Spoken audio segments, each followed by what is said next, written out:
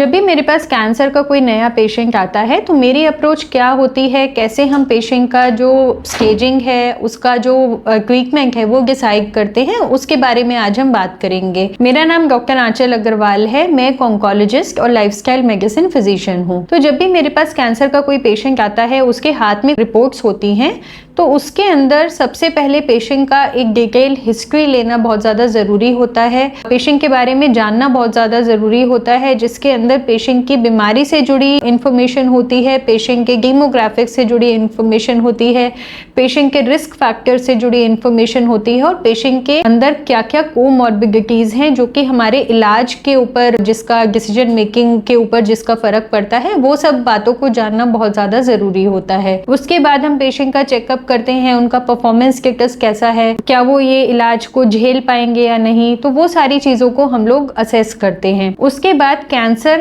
किस जगह का है और उसके स्टेजिंग के लिए क्या क्या टेस्ट की ज़रूरत है, उसके हिसाब से पेशेंट को गाइड किया जाता है। यूजली जो स्टेजिंग के लिए टेस्ट चाहिए होते हैं वो या तो आपके ब्लड टेस्ट होते हैं, कुछ तो रूटीन ब्लड टेस्ट होते हैं जो इर्रिस्पेक्टिव ऑफ कैंसर हमें हर पेशेंट के लिए ज़रूरी होते हैं इन ऑर्डर टू नो कि उनका किडनी स्टेटस कैसा है, उनका लिवर का फंक्शनिंग कैसा है, उनके अंदर जो हीमोग्लोबिन है, TLC है, प्लेटलेट्स हैं, whether they are all right और नॉट, आपके जो हार्ट की फंक्शनिंग है वो ठीक है या नहीं, अगर आप को लंग कैंसर है तो जैसे आपका जो पल्मोनरी फंक्शन है वो सब ठीक है या नहीं। तो बेसिकली आपके बॉडी के जो वाइटल ऑर्गन्स हैं उनकी फंक्शनिंग को पहले हम लोग चेक करते हैं और उसके बाद कैंसर स्पेसिफिक टेस्ट होते हैं। CT स्कैन्स हो सकते हैं, MRIs हो सकते हैं, PET स्कैन हो सकता है या और कोई स्कैनिंग हो सकती है, डिपेंडिंग ऑन कि आपको कहाँ का कैंसर है। उसके हिसाब से जो रेडियोलॉजिकल इन्वेस्टिगेशंस हैं उनको हम लोग ऑर्डर करते हैं। ये सारे जो टेस्ट होते हैं मिलकर हमें आपके कैंसर की स्टेज को डिफाइन करने में हेल्प करते हैं। अब कैंसर के अंदर जो स्टेजिंग है वो बहुत ही ज़्यादा इंपॉर्टेंट होती है। तो स्टेजिंग के आधार पर ही हम आपको बताते हैं कि आपके इलाज का क्या आउटकम रहने वाला है, आपके इलाज का क्या सर्वाइवल आपके अंदर रहेगा और आपके इलाज की क्या सीक्वेंस रहेगी। तो ये सारी इन्फॉर्मेशन के लिए हमको आपके कैंसर को स्टेज करना बहुत ज़्यादा ज़रूरी है।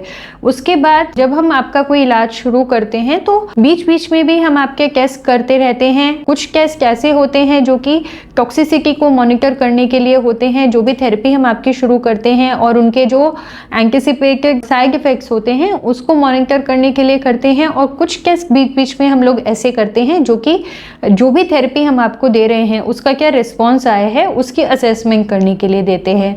उसके बाद अगर आपका जो सीक्वेंस ऑफ ट्रीटमेंट है वो पूरा खत्म हो जाता है, उसके बाद हम समय समय पर आपको फॉलोअप पर बुलाते हैं, क्योंकि कैंसर के अंदर जो रिलैप्स का रिस्क है वो लाइफ लॉन्ग रहता है। शुरू के कुछ सालों के अंदर रिलैप्स का रिस्क थोड़ा ज़्यादा रहता है, तो इसलिए हम आपको थोड़ा जल्दी अपने पास चेकअप के लिए बुलाते हैं और जैसे जैसे समय बीतता रहता है रिलैप्स का रिस्क घटता रहता है, तो आपकी जो फॉलो विजिट्स हैं उनकी फ्रीक्वेंसी भी तब थोड़ा कम हो जाती है।